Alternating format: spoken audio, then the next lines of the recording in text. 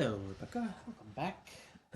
Today we're going to keep talking about the electromagnetic spectrum, and now we're going to kind of look at how it relates to atoms and electrons and energy and this thing that we'll call the emission spectra for atoms. So, just a quick check. Place the following regions of the electromagnetic spectrum in order of increasing frequency. So here's all the parts. They are mixed up. Put them from lowest frequency to highest frequency. Take a second to do that. Okay, so it should look something like this, right? Radio waves are the lowest frequency, then microwaves, infrared, visible light, UV, X-rays, gamma rays, right? So increase in frequency as you go up. That also means increase in energy. Generally, the higher the energy, the more dangerous it's going to be. I'm not sure which regions you picked to look at. I haven't looked at your submission yet, but like gamma rays are super dangerous. X-rays can also be dangerous in high dosages. UV gives us sunburns. Generally, these lower ones are much less dangerous.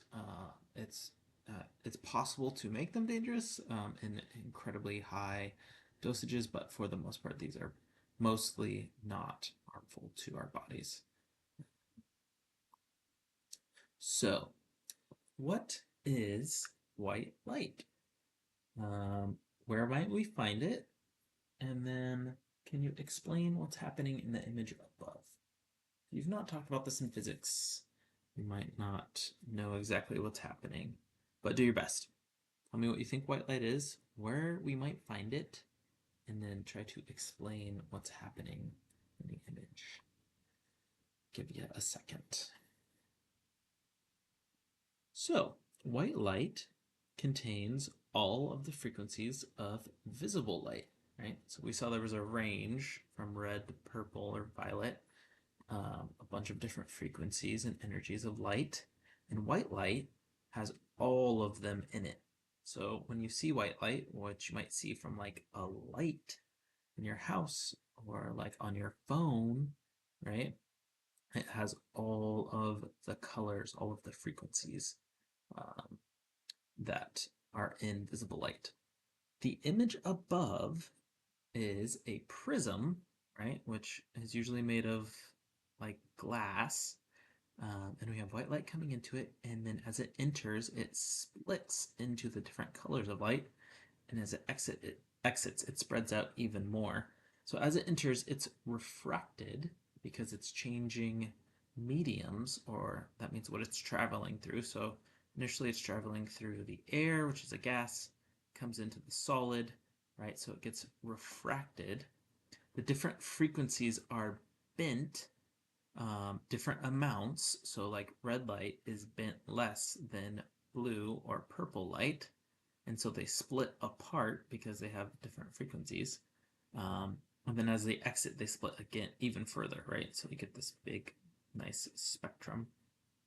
If you've ever seen like rainbows on your wall in the morning, that's usually because the light from the sun is coming through your window, right? And it's being split apart like this.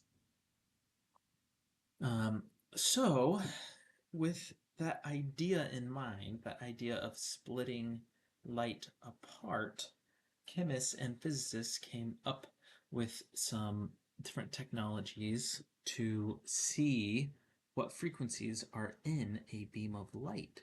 So we can use something called a discharge tube to shine light through a slit and onto a grating. This is called a diffraction grating. And that will split the light apart into its parts, right? And then you can capture that on like a photographic film. So, for instance, we might be seeing the light from like neon gas or something like that. You excite the neon gas, you pass electrons through it, it will emit light, and then we can pass it through the slit in the grating and see what bits, what frequencies exist within the light that is given off by a certain chemical or compound, right? So this is a way to figure out the frequencies that a chemical or compound will give off. And it's really helpful. So we get these emission spectra, right, that look like this. And this is a continuous one, right? So this would be white light that's just passed through a prism. Um, so like you get all the colors, right? And then let's say this is maybe the light you get when you have hydrogen that is excited, and this is the light it gives off. It splits into these 4 lines. So it's really useful because these line spectra are unique to the chemicals that they come from, right? And they only show specific frequencies. So like when you see exam questions about this, you don't want to talk about the colors, you want to talk about the frequencies, and you'll get values for these different um, frequencies as we go. But like, let's look at this. So we've got helium, neon, argon, krypton, and xenon, right? These are all noble gases, and if you light them up, pass a bunch of energy through them, it will produce these spectras, right? And you can see some of their spectras over here. So helium, if you pass it through that diffraction grating, will give you these different lines, which are all of the frequencies of light that it produces, right? So you can see this is what it looks like. This light breaks down into these colors, or these frequencies, right? Neon is here. You can see neon breaks down into all of these different lines. Argon's here, xenon is here. There's also oxygen, which I didn't picture. But then you can compare it to an unknown gas, right? Well, let's say you had a canister or something, you didn't know what it was. You could get its spectra and then compare it and see, oh, wow, this looks a lot like neon, right? This is probably neon. So you can figure out what your unknown gas is. So it's super helpful to have these spectra. And when I get there, if I can find the right equipment, we will actually take a look at some of these in real life to look at these spectra, right? So there are lots of models of the atom. Some are helpful for explaining certain ideas. And the Bohr model is one we see and use a lot because it is really helpful in explaining emission spectra and lots of other things like the general placement of electrons. So this is kind of the idea of the Bohr model, right? We have a hydrogen atom, its nucleus is in the center, and then we have an electron that's orbiting around, and then we have all of these other rings, which are essentially places slash energy levels where electrons could be, right? So the Bohr model describes the location of atoms and electrons in discrete energy levels as rings around the nucleus. So these rings represent places and energies that electrons could exist in. So the levels are labeled N1. So this would be the first energy level. This is closest to the nucleus, right? The lowest in energy. N2, right? A little further away. N3. As you go out 4, 5, 6, right? Further and further. And you can see that they're starting to get closer and closer. So these start to converge at higher and higher energies. The electron in the hydrogen atom can absorb energy, right? So maybe you shine a bright light on this and it absorbs the energy from the light. It can then jump up to a higher level, right? Because now it has energy to escape further away. It has more motion energy. So it moves further away. We call this excitation. But that electron will not hold on to the energy long and it will drop back down to its original level.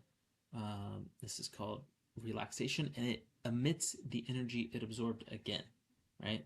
So it will emit that in the form of electromagnetic radiation or energy, right? So I'm going to put a bunch of words on here.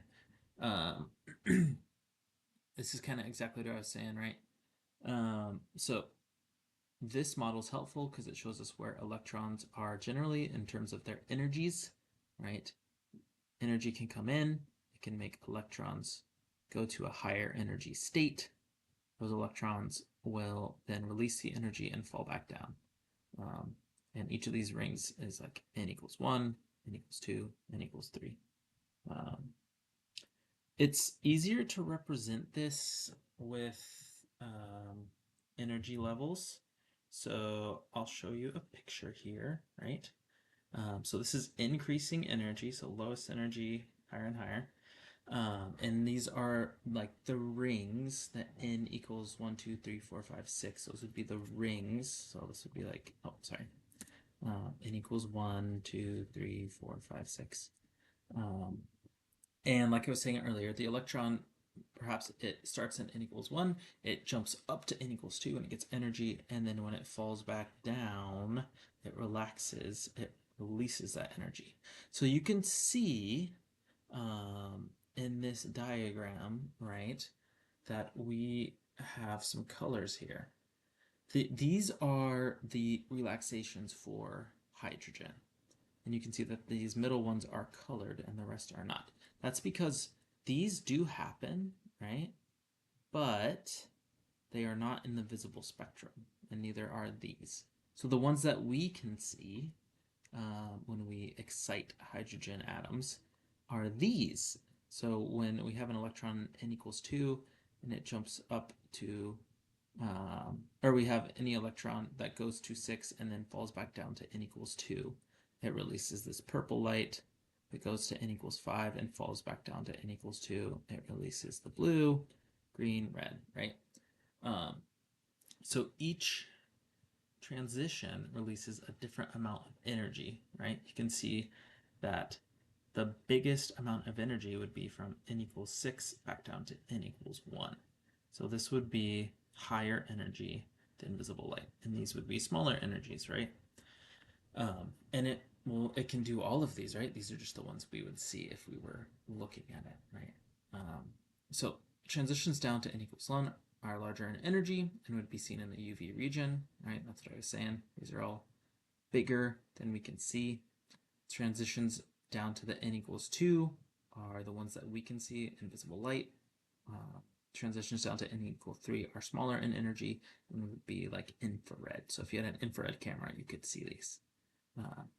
And the key point here is that the size of the drop reflects the energy or frequency of the photon emitted. And the photon is the particle of light, right? So when the electron drops back down, it emits a photon, right? It gets a photon in the beginning, it gets energy, and then when it relaxes, it emits a photon of a certain frequency, right? And these we can calculate because we know what these energy levels are.